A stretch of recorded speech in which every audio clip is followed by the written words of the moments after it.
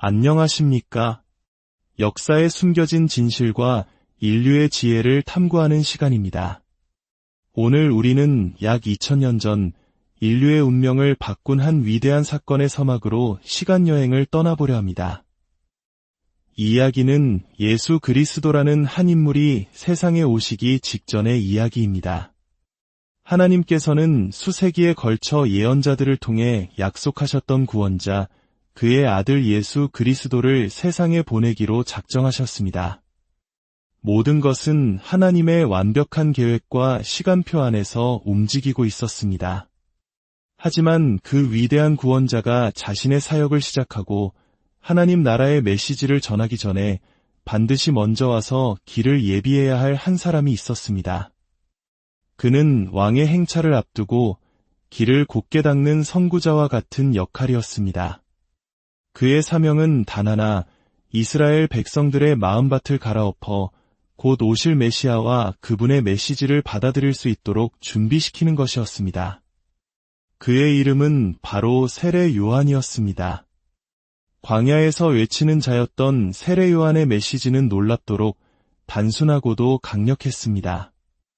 그는 하나님의 백성에게 오직 한 가지를 요구했습니다. 그 단어는 바로 회개였습니다. 참으로 의미심장하지 않습니까? 메시아의 오심은 하나님의 주권적인 계획이었지만 그 계획이 실현되기 위해서는 백성들의 마음이 먼저 준비되어야만 했습니다. 회개를 통해 마음의 길을 열지 않고서는 구원자이신 예수님조차 그들 가운데 오셔서 온전히 사역하실 수 없었던 것입니다. 이것이야말로 회개가 우리 신앙의 여정에서 얼마나 근본적이고 중요한 첫걸음인지를 보여주는 가장 명확한 증거입니다. 오늘날 많은 사람들이 믿음의 문제로 힘들어합니다. 믿음을 얻기 위해 애쓰고 기도하며 믿음을 가르쳐준다는 설교자들을 찾아다닙니다. 하지만 어쩌면 그들의 진짜 문제는 믿음이 아닐지도 모릅니다. 그들의 근본적인 어려움은 바로 회개라는 첫 단추를 제대로 꿰지 않았기 때문일 수 있습니다. 저는 믿음의 문제로 씨름하는 이들의 절반 이상이 사실은 진정한 회개의 요구를 마주한 적이 없다는 근본적인 문제를 안고 있다고 확신합니다. 오늘 이 이야기를 통해 하나님께서 왜 그토록 변함없이 우리에게 회개를 가장 먼저 요구하시는지 함께 깊이 묵상해 보고자 합니다. 본 이야기에 들어가기에 앞서 오늘 이 메시지가 여러분의 마음에 울림을 준다면 구독과 좋아요를 통해 저희와 계속해서 이 지혜의 여정을 함께 해주시길 바랍니다. 여러분의 작은 나눔이 또 다른 누군가에게는 하나님의 은혜를 만나는 통로가 될 수 있습니다. 이 말씀을 듣는 모든 분들 위해 하나님의 평강이 함께 하시기를 기도합니다. 회개는 죄인이 하나님께로 돌아가는 첫 번째 발걸음입니다. 마가복음 1장 15절을 보면 예수님께서 공생애를 시작하시며 선포하신 첫 번째 메시지가 기록되어 있습니다. 그 이전에도 많은 사람들과 대화를 나누셨겠지만 대중을 향한 그분의 첫 설교는 이것이었습니다. 때가 찼고 하나님의 나라가 가까이 왔으니 회개하고 복음을 믿으라. 놀랍게도 예수님께서 사람들에게 가장 먼저 요구하신 것은 믿으라가 아니었습니다. 바로 회개하라였습니다. 회개하고 그 후에 복음을 믿으라. 이것이 성경 전체를 관통하는 불변의 순서입니다. 먼저 믿는 것도 믿기만 하는 것도 아닙니다. 먼저 회개하고 그리고 믿는 것입니다. 예수님께서는 지상 사역 내내 회개의 중요성을 거듭 강조하셨습니다. 누가복음 13장에는 의미심장한 대화가 나옵니다. 어떤 사람들이 예수님께 와서 빌라도 총독이 갈릴리 사람들을 학살하여 그들의 피를 제물에 섞은 끔찍한 사건에 대해 이야기했습니다. 그러자 예수님께서 이렇게 대답하셨습니다. 너희는 이 갈릴리 사람들이 이같이 해 받음으로 다른 모든 갈릴리 사람보다 죄가 더 있는 줄 아느냐? 너희에게 이르노니 아니라 너희도 만일 회개하지 아니하면 다 이와 같이 망하리라.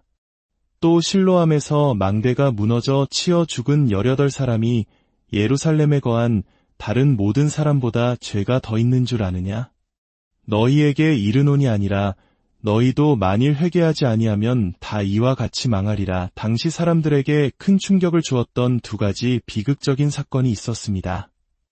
하나는 로마 총독 빌라도가 보낸 군인들이 성전에서 제사를 드리던 갈릴리 사람들을 그 자리에서 죽여 그들의 피가 짐승의 피와 뒤섞인 참혹한 일이었습니다. 다른 하나는 실로암의 탑이 갑자기 무너져 18명이 순식간에 목숨을 잃은 사고였습니다. 사람들은 생각했습니다. 저들이 무언가 끔찍한 죄를 지었기에 저런 끔찍한 심판을 받은 것이 아닐까. 이는 오늘날 우리도 큰 재난이나 사고를 보며 무심코 하게 되는 생각과 비슷합니다. 하지만 예수님의 대답은 단호했습니다. 아니다. 그들이 너희보다 더 악한 죄인이어서 그런 일을 당한 것이 아니다. 그러나 분명히 말하건대 너희도 회개하지 않으면 똑같이 멸망할 것이다. 여기서 멸망한다는 말은 단순히 육체적 죽음을 의미하는 것이 아닙니다. 성경에서 이 단어는 하나님으로부터 영원히 분리되어 길을 잃는 영혼의 상태를 가리킵니다. 예수님께서는 제사를 드리던 경건한 종교 행위 중에 죽임을 당한 그들조차도 멸망했다고 말씀하셨습니다. 왜일까요? 그들이 회개하지 않았기 때문입니다. 이는 우리에게 아주 중요한 사실을 깨닫게 합니다. 종교적인 행위나 열심이 결코 회개를 대체할 수 없다는 것입니다. 수많은 사람들이 종교 생활은 하지만 진정한 회개는 경험하지 못합니다. 예수님께서는 우리 각자에게 이 질문을 던지십니다. 너는 회개하였느냐? 우리 앞에는 두 가지 선택지뿐입니다. 회개하여 생명을 얻거나 회개하지 않고 멸망하는 것입니다. 마침내 예수님께서는 십자가에 달려 돌아가시고 장사되셨다가 사흘 만에 부활하심으로 모든 예언과 아버지 하나님의 뜻을 이루셨습니다. 부활하신 후 그분은 제자들에게 나타나 지상 최대의 사명을 주셨습니다. 자신의 죽음과 부활에 관한 복음이 모든 민족에게 전파되어야 한다고 말씀하셨습니다. 누가복음 24장에 기록된 그분의 명령은 이러했습니다. 이같이 그리스도가 고난을 받고 제3일에 죽은 자 가운데서 살아날 것과 또 그의 이름으로 죄 사함을 받게 하는 회개가 예루살렘에서 시작하여 모든 족속에게 전파될 것이 기록되었으니 다시 한번 순서를 보십시오. 단순히 죄 사함이 전파되는 것이 아닙니다. 죄 사함을 얻게 하는 회개가 먼저 전파되어야 합니다. 회개와 죄 사함, 이 두 가지는 예수 그리스도의 이름으로 복음을 통해 함께 주어지는 것입니다. 예수님의 지상 사역 내내 이 순서는 결코 변하지 않았습니다.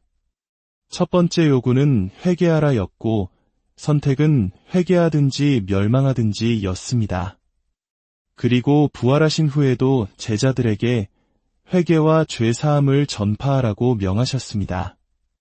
복음은 회개하지 않은 자에게 죄 사함을 선포할 권한을 부여하지 않습니다. 이 원칙은 사도들의 시대에도 계속 이어졌습니다. 사도행전 2장을 보면 오순절 날 성령이 강림하고 제자들이 각기 다른 나라의 언어로 말하는 놀라운 일이 벌어집니다. 이 광경을 보고 모여든 수많은 유대인들 앞에서 베드로가 담대하게 설교했습니다. 그는 예수 그리스도의 사역과 죽음, 그리고 부활을 증언하며 이렇게 결론을 내렸습니다. 그런즉 이스라엘 온 집은 확실히 알지니 너희가 십자가에 못 박은 이 예수를 하나님이 주와 그리스도가 되게 하셨느니라. 이 말을 들은 사람들은 마음에 큰 찔림을 받았습니다. 그리고 베드로와 다른 사도들에게 물었습니다. 형제들아, 우리가 어찌할꼬? 그들은 자신들이 하나님 앞에서 잘못되었음을 깨달은 것입니다. 하나님의 은혜 밖에 있음을 알고 다시 돌아가고 싶었던 것입니다. 그들의 질문에 베드로가 외친 첫 마디는 무엇이었을까요?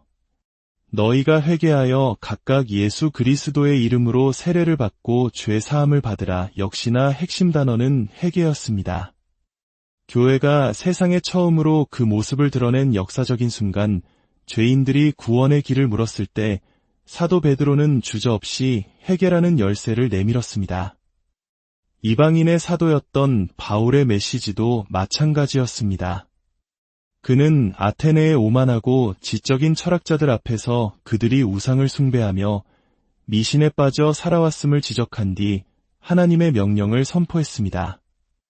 알지 못하던 시대에는 하나님이 간과하셨거니와 이제는 어디든지 사람에게 다 명하사 회개하라 하셨으니 이것은 인류 보편적인 명령입니다. 모든 사람이 어디에 있든지 모두 회개하라. 이 명령에서 예외인 사람은 아무도 없습니다. 후에 바울은 에베소 교회의 지도자들에게 자신의 사역을 회고하며 이렇게 말했습니다. 유대인과 헬라인들에게 하나님께 대한 회개와 우리 주 예수 그리스도께 대한 믿음을 증언한 것이라. 바울은 자신이 하나님의 모든 진리를 남김없이 전했다고 말합니다. 그의 메시지 역시 믿음이 먼저가 아니었습니다. 첫째는 하나님께 대한 회개였고 그 다음이 우리 주 예수 그리스도께 대한 믿음이었습니다. 그렇다면 이토록 중요한 회개란 과연 무엇일까요? 많은 사람들이 회개를 주로 감정적인 것으로 오해합니다. 눈물을 흘리고 가슴을 치는 격한 감정의 표출이라고 생각합니다. 그러나 그것은 회개의 본질이 아닙니다. 회개로 번역된 신약 성경의 헬라어 단어 메타노이아의 문자적인 뜻은 마음을 바꾸다 또는 생각의 방향을 전환하다입니다. 구약 성경의 히브리어 단어 슈브는 돌아서다, 돌이키다를 의미합니다. 이 두 가지를 종합해보면 회개란 결단에 이은 행동이라고 정의할 수 있습니다. 지금까지 당신은 특정 방식으로 살아왔습니다. 당신만의 생각, 당신만의 기준, 당신만의 행동 패턴을 가지고 있었습니다. 그런데 어느 날 당신은 그 자리에 멈춰섭니다. 그리고 마음을 바꿉니다. 세상을 다르게 보기 시작하고 하나님의 기준을 받아들이기로 결단합니다. 그리고 이 내적인 결단을 행동으로 옮깁니다. 바로 180도 돌아서는 것입니다. 이것이 회개입니다. 지금까지 하나님을 등지고 나의 길을 향해 걸어왔다면 이제는 그 자리에서 돌아서서 정반대 방향, 즉 하나님의 길을 향해 걷기 시작한 것입니다. 이것은 감정이 아니라 의지적인 결단과 행동입니다.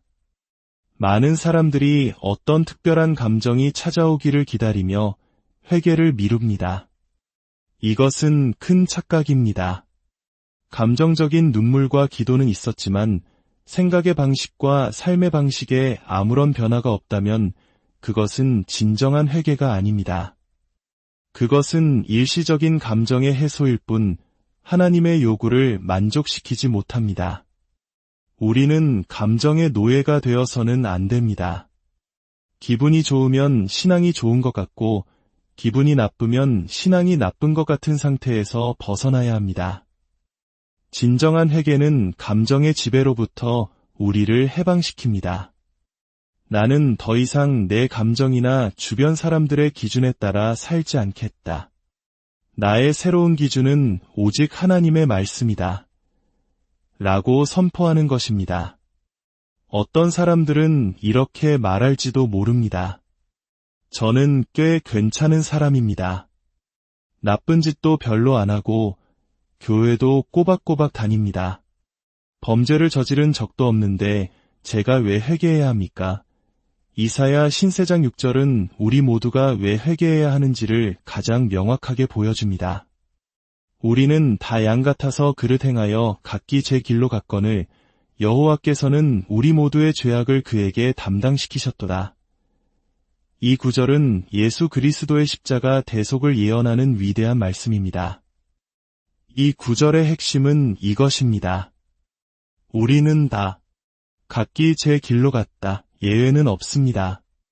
우리 모두가 살인이나 도둑질 같은 끔찍한 범죄를 저지르지는 않았을지라도 우리 모두는 자기 자신의 길을 선택했습니다. 이것이 바로 인류의 보편적인 죄의 본질입니다. 나의 기준, 나의 생각, 나의 뜻대로 살아가는 것, 그렇게 나의 길로 향함으로써 우리는 하나님의 길에서 떠났습니다.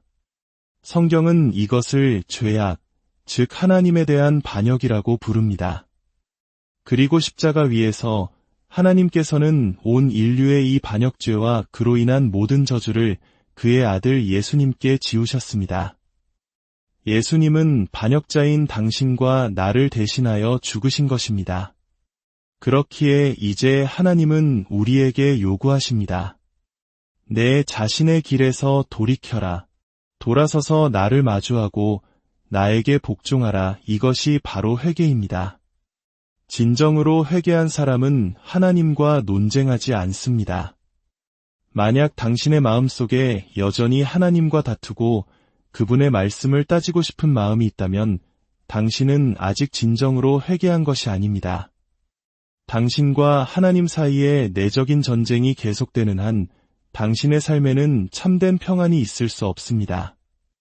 좋은 감정이나 위로를 얻기 위해 애쓸 수는 있겠지만 그것이 해답이 아닙니다. 해답은 회개입니다. 마음을 바꾸고 결단하고 돌아서서 전능하신 하나님께 항복하는 것입니다. 그러면 그분께서 당신이 나아갈 다음 걸음을 보여주실 것입니다. 회개가 하나님이 요구하시는 전부는 아닙니다. 그러나 그것은 언제나 변함없는 첫 번째 요구입니다. 예수님께서는 회개하고 믿으라고 하셨습니다. 선택지는 회개하든지 멸망하든지 였습니다. 부활 후에는 회개와 죄사함을 전파하라 하셨습니다. 베드로는 회개하고 세례를 받으라고 외쳤습니다. 바울은 하나님께 대한 회개와 주 예수께 대한 믿음을 증거했습니다. 하나님께서는 이 첫 번째 요구사항을 결코 바꾸지 않으십니다. 회개하지 않고 받는 세례는 마른 죄인을 젖은 죄인으로 만들 뿐입니다. 회개라는 기초 공사 없이 믿음이라는 집을 지으려는 시도는 결국 무너질 수밖에 없습니다. 어쩌면 우리는 복음을 전하면서 이 가장 중요한 첫 번째 요구사항을 빠뜨린 채 사람들에게 믿음만을 강요하며 하나님을 오해하게 만들었는지도 모릅니다. 하나님께 더 이상 말대꾸하지 마십시오. 하나님, 하지만 제 생각에는 이라고 말하지 마십시오. 당신의 교만함과 완고함을 내려놓고 온유함으로 당신의 영혼을 구원할 능력이 있는 하나님의 말씀을 받으십시오. 자신의 길, 자신의 의견, 자신의 뜻을 내려놓고 하나님께 복종하는 그 행위, 그것이 바로 회개입니다. 오늘 당신의 삶을 180도 돌이킬 용기를 내시길 바랍니다. 우리의 반역죄를 대신하여 십자가에 달리신 주 예수 그리스도의 은혜와 우리를 끝까지 포기하지 않으시는 하나님 아버지의 무한하신 사랑이 참된 길을 찾고 돌이키기 원하는 여러분 모두와 함께 하시기를 간절히 기도합니다.